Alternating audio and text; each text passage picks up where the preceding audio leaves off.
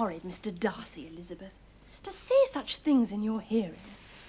What Mr. Bingley sees in him, I cannot think. Mr. Bingley sees in Mr. Darcy a man whose breeding, if not his manners, is superior to his own. The Bingley fortune, after all, has been acquired through trade, unlike Mr. Darcy's. Mr. Bingley has one great advantage, however.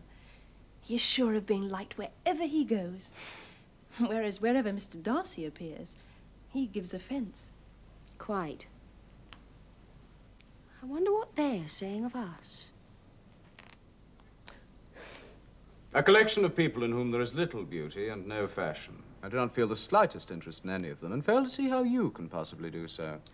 This place is the end of the world, Bingley, and they retire so early. I like it here.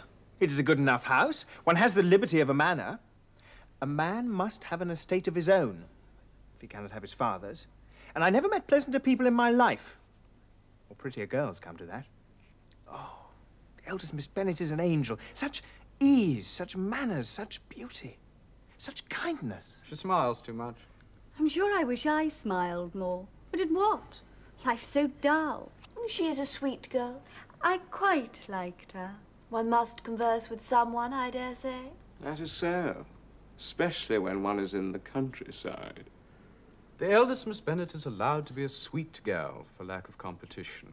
Bingley, you may think of her as you choose. But not allowed.